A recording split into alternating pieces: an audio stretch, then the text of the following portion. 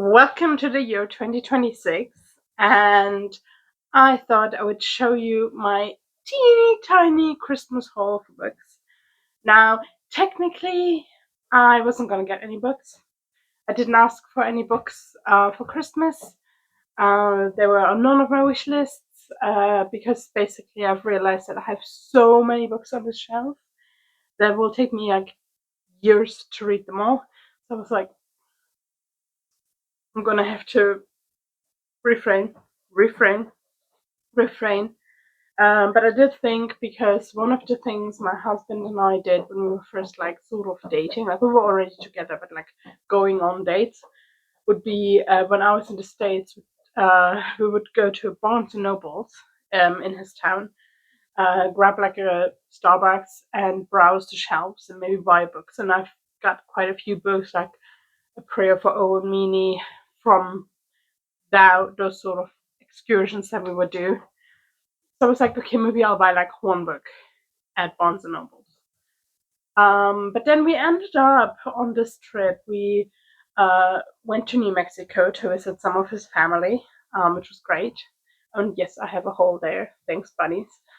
Um, and from there, it's actually only about a 30-minute drive to Colorado to a town called Durango, which is like this beautiful, picturesque Western type town. Like I'm gonna put a photo like right here, so you can kind of get a feeling for the town and how beautiful it is. And unfortunately, it didn't snow when we went, but when it snows, it's like out of a postcard sort of thing. And when we were there, we walked into this amazing independent bookshop, and I'm gonna put a photo here so you can see. It had like high shelves, and it was all wooden, and it was beautiful. It was an independent bookshop. It was filled with the sort of books I love to read, like very progressive and all of that. While we were there, we well, I was weak and I bought some books. And I also, for a very long time, looked at this one book called Bless Me Ultima. It's about this woman Ultima and this boy Antonio who Ultima is a curandera, a woman who cures with herbs and magic, and she was there when he was born. And it's sort of a book about how basically she was always there, and she kind of is taking him into that world, but he also is being raised Catholic, and it really spoke to me because my husband's culture. He's from an Hispanic culture. He was born in New Mexico, grew up in New Mexico for quite a while. So like that culture is quite embedded within his family, but they are also raised Catholic.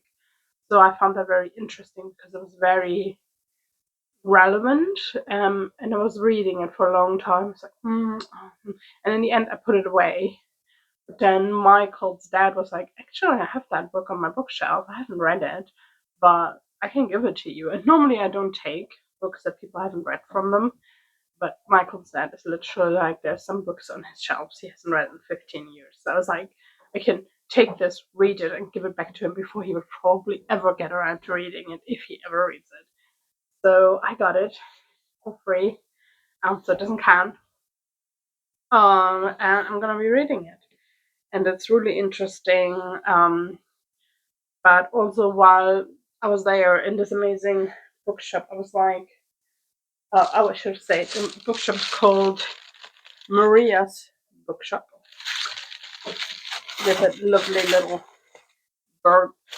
Um, I realized that I really wanted to dive more into this like New Mexico Native American. There's a lot of Native American people around that area, and I really wanted to dive more into that because I didn't know that much about it. So I found some books. Let me see. The first book, hold on, is called Never Whistle at Night, and I saw it at Barnes and Noble as well. It's kind of a very well-known book now, and it's an indigenous stock fiction anthology, and it's basically lots and lots of short stories about like indigenous sort of tales and things. Um, so it's all about like indigenous tales about ghosts and curses and hauntings and creatures and all of that. So I'm going to be quite excited to read that. And then let me get the other one that fell down. This one is called To the Moon and Back by Liana Ramage. I don't know how you pronounce that word. And it's also very interesting because it's about this person whose mother fled an abusive husband back to the Cherokee Nation. And then it's about her wanting to get accepted by NASA, and it's got like gay representation in it, and yeah, it's basically just full of like Native American history and stuff.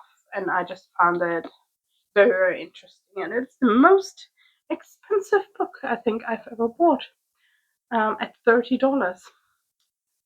And I was a bit like, am I gonna spend like $50 at a bookshop for 2 books? But I widely support independent bookshops, so it's like I will do it. These books sound amazing. Um, this bookshop is amazing. So Maria's Bookshop. If you are ever in the area, do check it out. Go to Durango. It's an amazing town. And the bookshop also like supports you know schools, people in prison, those sort of initiatives to get people reading in these sort of circumstances. And it does a lot of good for the community, and it's beautiful. And the sellers there are very knowledgeable. It's filled with gorgeous books. And it was quite funny because we walked in, and then my husband was like, my dad, he's getting quite tired and he wants to go eat. So are you done? Okay, fine. And then we were like walking to find somewhere to eat. We kept going like, oh, maybe you guys can just sit down to eat and I can go back to the bookshop. Yeah. And then we kept walking further and further away from the bookshop, and I was like, we're going so far away from the bookshop. Oh no. And then I also remember that my husband told me, oh, my dad's getting tired. But that man walks like miles every day, like for exercise. I'm like, wait. He's not getting tired. He does this every day. And so I like felt less bad. So we went to go to eat, and then we realized we didn't have a lot of time left on our parking. So Michael's dad went back to put more money into the parking, and I went back to the shop. And that's when I browsed even more. And I, I just enjoyed myself a lot. And we took so many photos of books that we wanted to read, like both Michael and I. So yeah, it was amazing. If you're in the area, check it out. I don't know if they have more branches elsewhere. I would be surprised if they did. But yeah, go to Durango, go to that bookshop, or even order online from that bookshop. I'm sure they do that. So yeah, these are my 3 books. My tiny little Christmas haul, even though I had promised myself not to buy